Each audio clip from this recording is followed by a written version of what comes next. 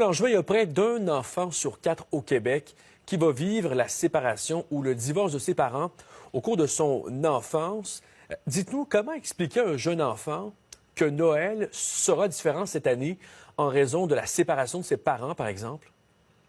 Bien, c'est sûr qu'un enfant est le reflet de ce que vit un parent émotivement.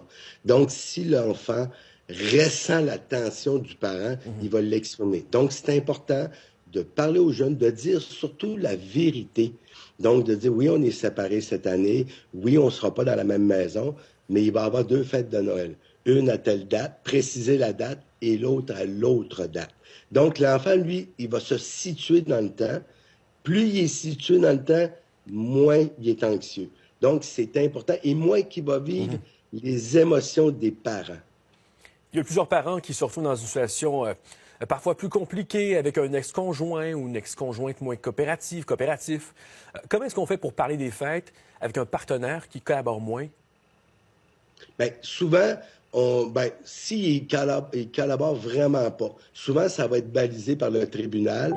Déjà, les conditions vont être balisées. Si c'est pas le cas, donc, c'est, comme j'ai dit tantôt, dire la vérité. Dire à l'enfant, ben regarde, là, ton père, je l'aime plus. Ton père, il t'aime, mais il y a des difficultés en ce moment, puis on va tout faire pour l'aider. Et vice-versa, si c'est une dame. C'est ce qu'on dit à l'enfant, on va tout faire pour l'aider. Souvent, les parents sont en détresse, puis on le voit émotivement quand la période des fêtes arrive, et ça peut être très dangereux. Donc, si on sent l'autre, que ce soit une femme, un homme, en détresse, c'est une responsabilité de la société d'avertir la famille, d'avertir les autorités. Je suis inquiet. Des fois, c'est même pas... Des fois, c'est juste des sentis. Mais on doit viser frère, soeur, mon oncle, ma tante. Absolument. Tu pourrais-tu aller lui parler? Je suis inquiet pour cette personne-là. Et ça peut désamorcer plusieurs crises. Il y a plusieurs parents qui se sentent coupables, voire tristes, de ne pas pouvoir passer toutes les fêtes avec leurs enfants. Vous leur dites quoi à ces parents? Bien, c'est sûr qu'on aimerait tous vivre des moments idéaux. Mais en même temps, là, je ferai remarquer qu'il y a des gens qui travaillent la nuit de Noël. Il y a des gens qui sont occupés. Ils vivent, puis ils sont pas séparés, mais ils vivent pas plus Noël ensemble. Ce qui est important, c'est de l'exprimer à l'enfant, de dire, regarde, cette année, là, tu vas avoir 2 belles fêtes. Puis c'est de lui expliquer, tu vas avoir des fêtes avec tes grands-parents paternels, avec tes grands-parents maternels, avec la famille. On va se fixer dans le temps. Et c'est bien important. Il y a même des parents qui décident quand même de vivre le Noël ensemble.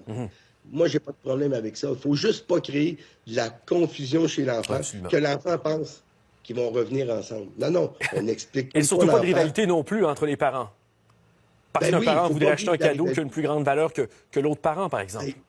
Et oui, et un enfant là, n'a pas besoin d'un grand cadeau. Ce qu'il a besoin, c'est de la présence de son parent, sain, bien établi. Puis même s'il y a de la peine, un enfant est capable de composer avec la peine d'un parent si elle est bien exprimée. Dire oui, moi et ta mère, on s'est séparés. Ou madame le dit aussi à son jeune garçon ou sa jeune fille. Et ben nous, on t'aime quand même. Ça n'a rien à voir avec l'amour qu'on te porte. Et nous, en tant que parents, on va vieillir, puis on va s'assurer que toi, ton bonheur soit fait quand même si on n'est plus ensemble.